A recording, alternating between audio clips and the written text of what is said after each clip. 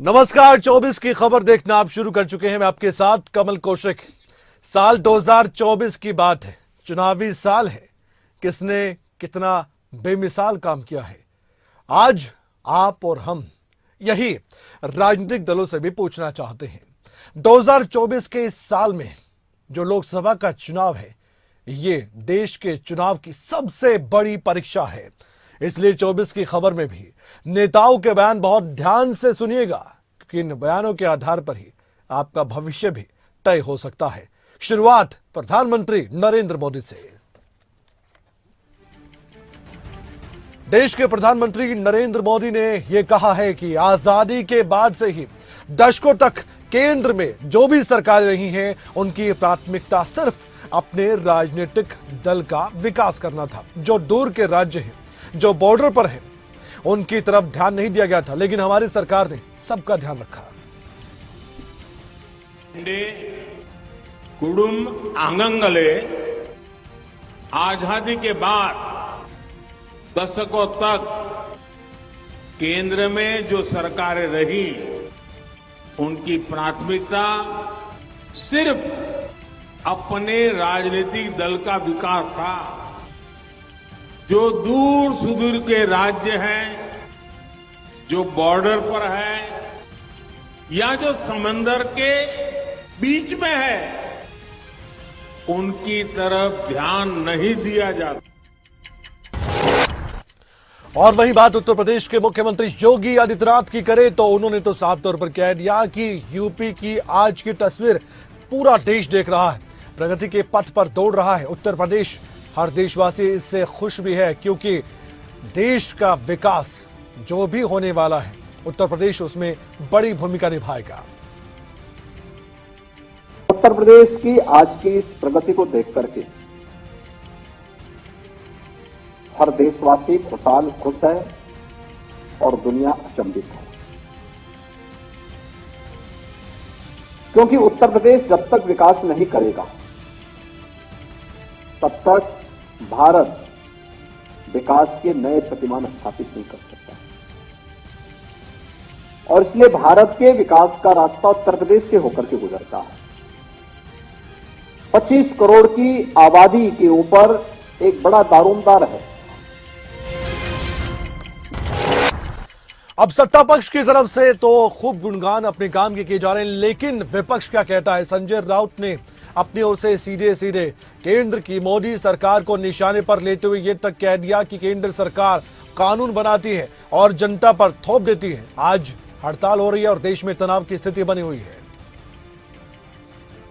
देखेंगे, पूरे देश में हड़ताल हो गया है, पूरे देश में तनाव की स्थिति है। आपने देखा होगा महाराष्ट्र में क्या स्थिति है। हाँ, ट्रक ड्राइवर्स सड़क पर उतरे हैं, पुलिस पर हमले हुए हैं। देखिए, हिट एंड रन, ये मामला गंभीर होता है। मैं उनका समर्थन नहीं करूंगा, उसका कोई समर्थन नहीं करेगा, लेकिन जिस तरह से कानून बनाया है, उस कानून के खिलाफ ये सब लोग सड़क पर उतरे हैं। उनसे चर्चा होनी चाहिए थी। जैसे काले कृषि कानून बनाए, अब ये क्रिमिनल अमेंडमेंट लॉ बना। अयोध्या के राम मंदिर पर केंद्रीय मंत्री प्रहलाद जोशी ने अपना बयान दिया और कहा कि विपक्ष बेशक इसमें राजनीति देखता है, लेकिन इसमें सत्ता पक्ष का क्या कसूर है। अब सभी को निमंत्रण तो भेजा नहीं जा सकता है। उन्होंने अपनी ओर से यह भी कहा कि मुझे भी निमंत्रण नहीं आया, सभी मंत्री वहां पर जाएंगे तो भीड़ इकट्ठा होगी, इसलिए विपक्ष को इसमें राजनीति नहीं देखनी चाहिए। कुछ प्रमुख लोगों को जरूर निमंत्रण भेजा गया है। पॉलिटिक्स कहाँ है? ये तो वो तो अगर वो पॉलिटिक्स सोचते हैं तो हम क्या करें? हम तो सबको इन्विटेशन दिया है। हमने सोनिया गांधी जी को भी दिया है। हमने बोले तो जो ट्रस्ट है, हमारा काम नहीं है, भारत सरकार का कोई लेना देना नहीं है, उसमें एक ट्रस्ट है, वो ट्रस्ट ने सबको इन्विटेशन दिया है। तो जिसको एलिजिबल, अभी तो मुझे नहीं दिया है, क्यों? तो सभी लोग या मंत्री लोग उधर जाते हैं तो बहुत बड़ी मात्रा में ऑलरेडी भीड़ इकट्ठा हो रहा है।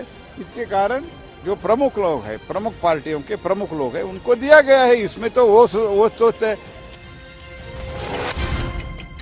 अब बताइए, 2024 के चुनाव से पहले राम मंदिर भी एक मुद्दा बना दिया गया है और विपक्ष भी इस मुद्दे पर सरकार को घेर रहा है। अयोध्या के राम मंदिर को लेकर कांग्रेस के वरिष्ठ नेता दिग्विजय सिंह ने भी अपनी ओर से बयान दिया और ये कह दिया कि जिस रामलला की मूर्ति को लेकर झगड़ा हुआ था, आखिरकार वो मूर्ति कहां है, ये तो बताइए। मुझे कोई न्योते की आवश्यकता नहीं है, हमारे हृदय में बसे हैं भगवान राम। न्योता मतलब कांग्रेस के किसी नेता का? पहली बात तो यह है कि जिस रामलला की लड़ाई पर, मूर्ति पर सारा झगड़ा हुआ, वो मूर्ति कहाँ है? वो मूर्ति स्थापित क्यों नहीं हुई? नई मूर्ति कहाँ से आ रही है? वो रामलला की मूर्ति जिस पर कि सारा झगड़ा हुआ, वो कहाँ है? इस पर हम लोग उनसे पूछना चाहते हैं कि नई मूर्ति की आवश्यकता क्या पड़ी। मुझे कोई न्योते की आवश्यकता नहीं है। लेकिन मुद्दा सिर्फ यही नहीं है, मुद्दा तो CAA भी है। जी हां, तेलंगाना में AIM-IM अध्यक्ष असदुद्दीन ओवैसी ने CAA को लेकर एक बार फिर से बयान दे दिया है। उन्होंने ये भी कहा है कि ये एक कानून है जो धर्म के आधार पर बनाया गया है। AA is anti-constitution. It is a law which has been made on the basis of religion.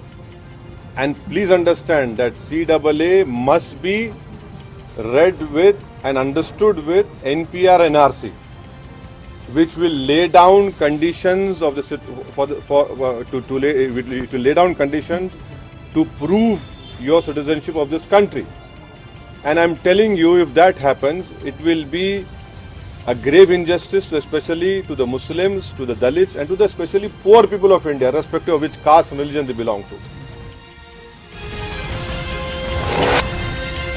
Asaduddin Owaisi ने कई ऐसे बयान दिए हैं जो चर्चा का विषय भी बना है और विवादों को भी जन्म दिया है। अब कांग्रेस पार्टी के नेताओं से भी इस बयान पर पूछा गया। कांग्रेस का बयान भी सामने आया है। अधीर रंजन चौधरी ने तो ये तक कह दिया कि कोई कुछ भी बयान दे, उससे हमारा कोई भी लेना देना नहीं है। ये पहला पार्टी भी बयान देना शुरू कर दिए हैं, लेकिन ये वाईसी वगैरह क्या को कहा, हिंदुस्तान की कौन कोने से क्या कौन बात करेगी, इससे हमें कोई लेना देना नहीं है। हमारे एक ही मकसद होते हैं कि हमारे देश सबका है, विविधता में एकता हमारा देश है, यही हमारा सभ्यता है, यही हमारा तहजीब है, इसको बचाना रखते हैं। गंगा जमुना तहजीब ये कहते हैं कि ये देश। कांग्रेस पार्टी अपनी ओर से अपना पक्ष रख रही है। असदुद्दीन ओवैसी अपनी ओर से ऐसी बातें कहते हैं जो कांग्रेस को ही कई बार बुरी लगती है। असदुद्दीन ओवैसी पर कई बार आरोप लगते हैं कि वो बीजेपी के लिए भी काम करते हैं, कई बार बीजेपी वाले कहते हैं कि कांग्रेस के लिए काम करते हैं, लेकिन जो भी बयान देते हैं वो सुर्खियों में आकर फिर राजनीतिक तौर पर चर्चा का विषय बनता है। अब दिल्ली के मुख्यमंत्री अरविंद केजरीवाल का भी मुद्दा खूब छाया हुआ है। ईडी ने लगातार कई बार समन दिए, लेकिन अभी तक अरविंद केजरीवाल ईडी के सामने पेश नहीं हुए और ना ही तैयार है। ऐसे में सत्ता पक्ष ने भी आम आदमी पार्टी को घेरने का काम किया है। केंद्रीय मंत्री अनुराग ठाकुर की बात करें तो उन्होंने तो निशाना साधा और सीधे पूरी आम आदमी पार्टी को लपेटे में लेते हुए कह दिया कि जो अपनी ईमानदारी की दुहाई देते थे, आज सबसे बेईमान पार्टी आप पार्टी है। निश्चित तौर पर जो लोग राजनीति में आने से पहले ईमानदारी की दुहाई देते थे, आज सबसे बड़ी बेईमान पार्टी आम आदमी पार्टी बनी है, जिनके एक नहीं अनेक मंत्री जेल में है, उप मुख्यमंत्री जेल में है। अब मुख्यमंत्री भ्रष्टाचार के मामले में ईडी के समन को बार बार नकार के हाजिर नहीं हो रहे हैं। अब केंद्र में जो मंत्री हैं वो तो सवाल दाग रहे हैं आम आदमी पार्टी पर, लेकिन आम आदमी पार्टी की तरफ से दिल्ली के मंत्री भी अब सामने आकर जवाब दे रहे हैं। दिल्ली की मंत्री आतिशी की हम बात कर रहे हैं। उन्होंने सफाई देते हुए कहा है कि जब समन आया ईडी की तरफ से तो दिल्ली के मुख्यमंत्री अरविंद केजरीवाल ने ईडी को चिट्ठी लिखी थी और कुछ सवाल पूछे थे, आज तक चिट्ठी का जवाब नहीं आया। विटनेस के तौर पे बुलाया जा रहा है, क्या मुझे एक अक्यूज्ड के तौर पे बुलाया जा रहा है, क्या मुझे दिल्ली का मुख्यमंत्री होने के नाते बुलाया जा रहा है, क्या मुझे आम आदमी पार्टी का नेशनल कन्वीनर होने के नाते बुलाया जा रहा है। लेकिन तीनों बार चिट्ठी भेजने के बावजूद ईडी ने आज तक अरविंद केजरीवाल जी के सवालों का जवाब नहीं दिया।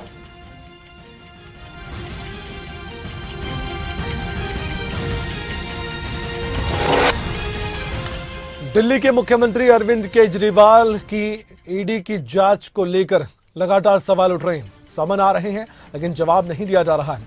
अब बीजेपी के नेता शहजाद पूनावाला को भी मौका मिला तो उन्होंने भी सीधे सीधे ये तक कह दिया कि अरविंद केजरीवाल वही शख्स हैं जो अन्ना हजारे की उंगली पकड़कर ये कहते थे कि पहले इस्तीफा फिर जांच।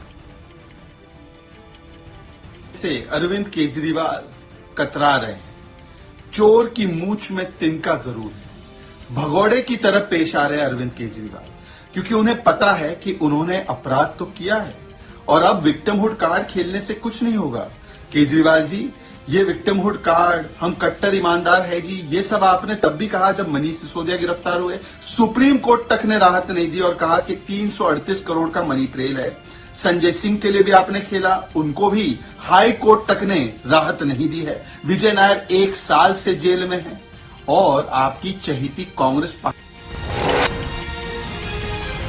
और दिल्ली के मंत्री सौरभ भारद्वाज की बात करें तो बीजेपी को ही कटघरे में खड़ा कर दिया। उन्होंने तो ये तक कह दिया कि मनीष सिसोदिया 1 साल से जेल में बंद है, लेकिन अभी तक सबूत पेश नहीं कर पाए और अब वो अरविंद केजरीवाल को भी जेल में डालना चाहते हैं। साथ ही उन्होंने ये भी कहा कि विपक्षी नेताओं को भी ईडी का डर दिखाकर लगातार उन्हें भय पैदा करके जेल में डालने की कोशिश हो रही है। आप जानते हैं कि मनीष जी को करीब 1 साल से गिरफ्तार किया हुआ है। उनके खिलाफ कोई सबूत अदालत में पेश नहीं कर पाए। आज नहीं तो कल मनीष जी निर्दोष साबित होंगे और रिहा होंगे, ये बात केंद्र सरकार भी जानती है। इसलिए सोचा जा रहा है कि किसी तरीके से अरविंद केजरीवाल जी को भी इस मुकदमे में गिरफ्तार कर लिया जाए।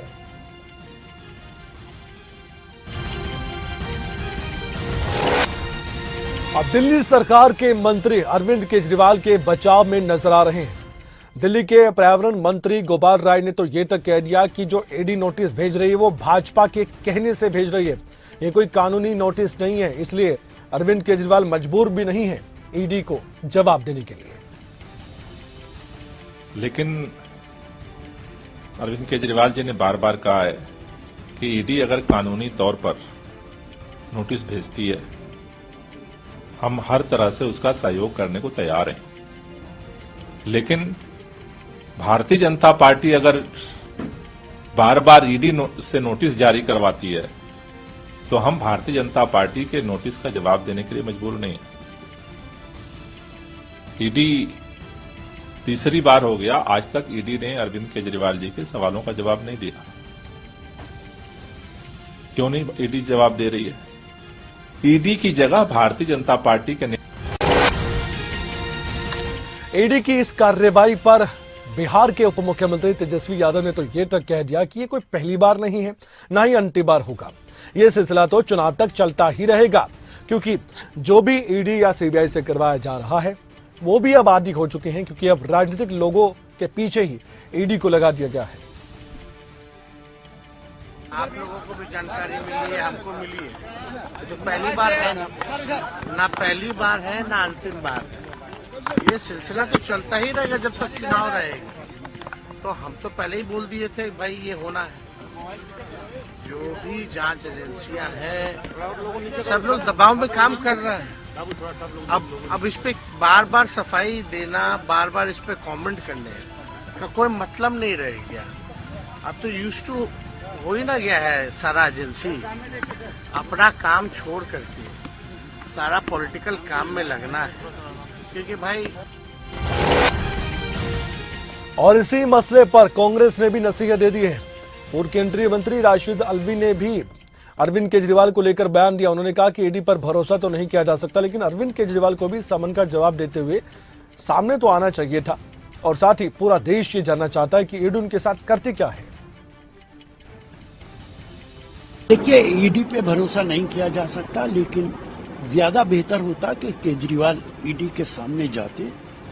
देश निगाहें लगाए हुए बैठा है कि ईडी उनके साथ क्या करती है, क्योंकि ईडी के सामने अगर वो नहीं जाएंगे तो ईडी अदालत से वारंट इशू करा के उनको गिरफ्तार कर सकती है। इसलिए इसको अवॉइड करना चाहिए। उनके पास सबूत है कि सबूत नहीं है, वो एक अलहदा चीज है।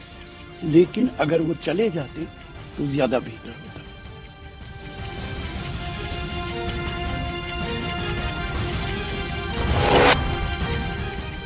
राजनीति के केंद्र में अरविंद केजरीवाल है। बीजेपी ने चौतरफा घेर लिया है और बीजेपी के नेता गौरव भाटिया ने भी इसी मसले को लेकर साफ तौर पर यह भी कहा है कि अरविंद केजरीवाल अगर पाक साफ हैं तो उन्हें आगे आना चाहिए, ईडी की जांच का सामना भी करना चाहिए और यह भी बताना चाहिए कि वो भ्रष्टाचार में संलिप्त नहीं है। ये सवाल सबके मन में आता है, जो अरविंद केजरीवाल भारत में राजनीति में ये कह के आए कि किसी पे आरोप लगे तो इस्तीफा दे दो, ईडी उनको पहला समन भेजती है नवंबर 2023 में। अरविंद केजरीवाल स्वयं को सर्टिफिकेट दे के कहते हैं मैं कट्टर ईमानदार हूं, संविधान की आपने शपथ ली है। और वहीं केंद्रीय मंत्री अनुराग ठाकुर हिमाचल प्रदेश के दौरे पर थे। हमीरपुर पहुंचे तो यहां पर सुक्खू सरकार पर सीधे सीधे जुबानी प्रहार करते नजर आए। आपदा का मसला अभी तक राजनीति के केंद्र में यहां भी पूरी तरह से छाया हुआ है। अनुराग ठाकुर ने बिना नाम लिए सुक्खू सरकार पर सियासी हमला बोलते ये भी कहा कि कुछ लोगों ने मदद मिली लेकिन फिर भी वो मुकर गए। अगर कुछ लोग राहत लेकर भी धन्यवाद करना तो दूर, धन्यवाद तुम चाहते भी नहीं, हमारा काम है करना है। और हमने केंद्र में हिमाचल प्रदेश की आवाज को भी उठाया है। हिमाचल की जनता के प्रति जो प्रधानमंत्री मोदी जी का स्नेह है, हिमाचल के साथ जो लगाव है, मैं कह सकता हूं जहां एक और AIIMS, PGI, central university, triple IT, ऐसे बहुत सारे संस्थान जो देने का काम किया, 4 लेन हाईवे से लेकर रेलवे किया, वहीं पर आपदा के समय जहां पहले 862 करोड़ रुपया दिया गया,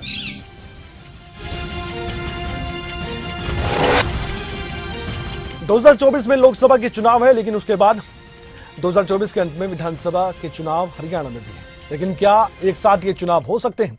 यही सवाल पूछा गया हरियाणा के मुख्यमंत्री मनोहर लाल से। पहले भी कई बार पूछा गया, एक बार फिर से पूछा गया। जवाब क्या था और क्या तैयार है मौजूदा गठबंधन सरकार या बीजेपी हरियाणा में एक साथ चुनाव करवाने को लेकर? जवाब सुनिए। मैंने बताया हम तैयार हैं, बाकी हमारे हाथ में नहीं है। जब तक हम कैबिनेट से विधानसभा को डिसॉल्व करने का फैसला नहीं करेंगे तो चुनाव करा नहीं सकते। नहीं, 6 महीने पहले करा सकता है। हम नहीं भी करें तो 6 महीने पहले चुनाव आयोग अगर चाहे तो यूनिलेटरल डायरेक्शन देकर करा सकता है कि नहीं अब 6 महीने बाकी बचे हैं और वो करा सकते हैं। सामान्यतः तो नहीं करता। नहीं, अब तो उनके अधिकार है, अधिकार उनका है, वो कराना चाहे करा सकते हैं। कोई अभी तक नहीं।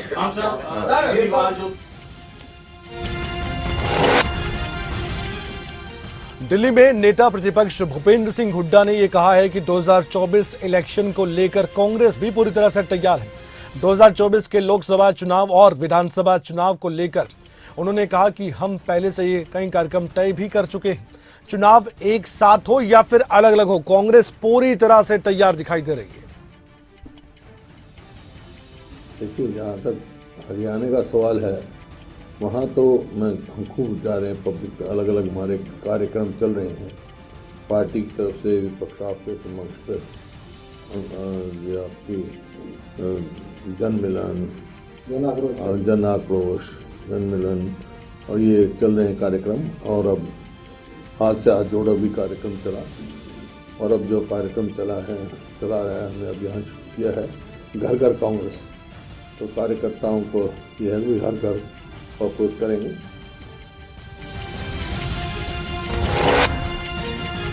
हरियाणा कांग्रेस के प्रभारी दीपक बावरिया ने यह कहा है कि और 2024 का जो इलेक्शन है वो काफी खास कांग्रेस पार्टी के लिए है, क्योंकि कांग्रेस पार्टी हरियाणा में पूरी तरह से मजबूत स्थिति में है, ये उनका मानना है।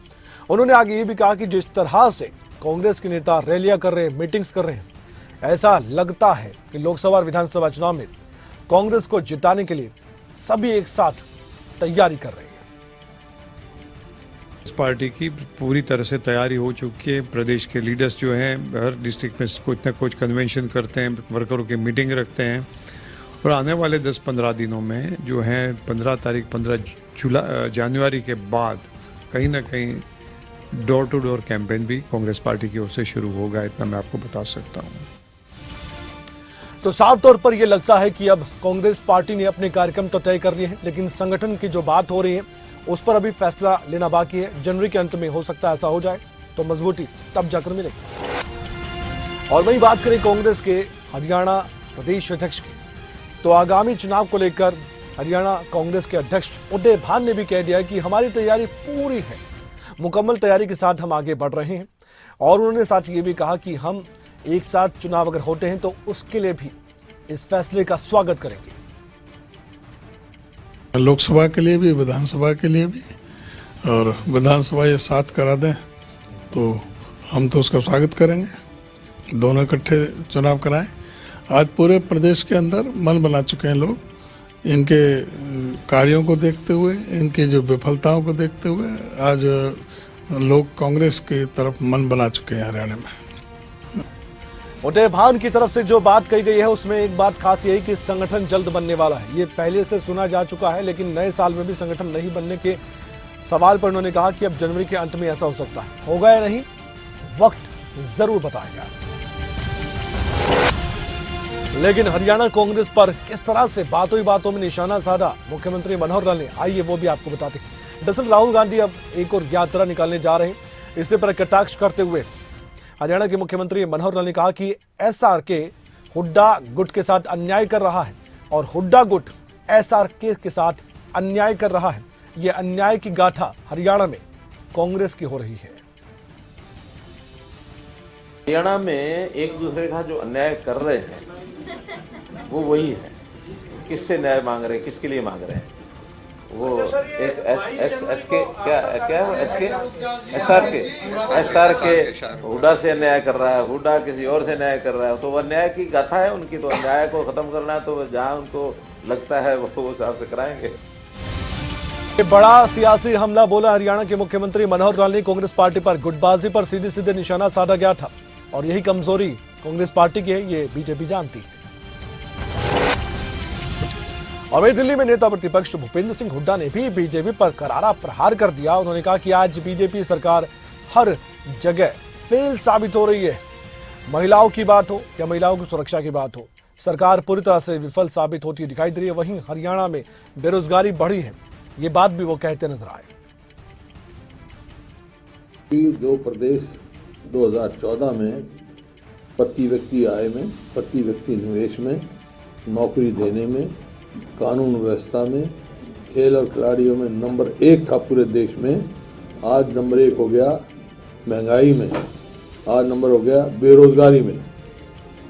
और बेरोजगारी किस हद तक फैली हुई है वो आप स्वयं देख रहे हैं। और अपराध में देश के ऊपरले 2-3 में इतना अपराध बढ़ रहा है। और जहाँ तक महिलाओं की सुरक्षा का सवाल है, ये सरकारी आंकड़े हैं।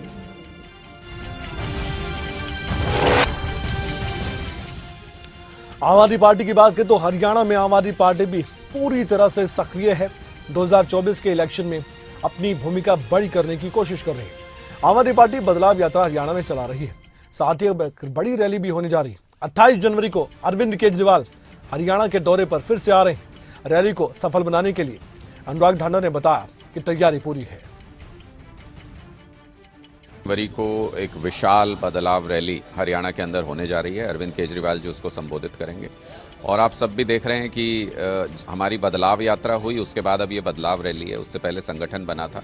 जैसे जैसे हरियाणा में हमारे राजनीतिक कदम मजबूत हो रहे हैं, वैसे वैसे भारतीय जनता पार्टी की बौखलाहट नजर आ रही है। भारतीय जनता पार्टी अनाप शनाप बिना किसी बेस के ईडी के सम्मन बार बार मुख्यमंत्री अरविंद केजरीवाल जी को भेज रही है। अरविंद जी ने पिछली बार भी ये पूछा मुख्यमंत्री जी ने कि किस हैसियत से आप मुझे बुला रहे हैं, दिल्ली के मुख्यमंत्री के नाते बुला रहे हैं, राष्ट्रीय संयोजक आम आदमी पार्टी। और वहीं आम आदमी पार्टी के प्रदेश अध्यक्ष सुशील गुप्ता की बात करें तो उन्होंने आम आदमी पार्टी के 2 नेताओं को जिस तरह से पार्टी से अलविदा उन्होंने कहा, उस पर बयान दिया। उन्होंने सीधे तौर पर कहा कि आम आदमी पार्टी का खुनबा बढ़ रहा है, आम आदमी पार्टी हरियाणा में मजबूत है और किसी के जाने से कोई भी नुकसान नहीं होता। लंबी यात्रा के दौरान लाखों लोग जहाँ ज्वाइन करते हैं, 1.5 लाख लोगों का पदाधिकारी बनता है, 1-2 लोग छोड़ दें तो खास मैटर नहीं करते बात। लंबी यात्रा के दौरान लाखों लोग जहाँ ज्वाइन करते हैं, 1.5 लाख लोगों का पदाधिकारी बनता है, 1-2 लोग छोड़ दें तो खास मैटर नहीं करते बात। लंबी यात्रा के दौरान लाखों लोग जहाँ ज्वाइन करते हैं, 1.5 लाख लोगों का पदाधिकारी बनता है, 1-2 लोग छोड़ दें तो खास मैटर नहीं करते बात। आम आदमी पार्टी अपनी ओर से दावे तो बड़े कर रही है, लेकिन दावों की हवा निकलती है या फिर दावे मजबूत धरातल पर उतरते हैं, वक्त बताएगा। 24 की खबर में आज के लिए इतना ही। अपना ख्याल रखिए, देखते रहिए खबरें अभी तक, क्योंकि खबरों का सिलसिला खबरें अब तक पर लगातार जारी रहता है।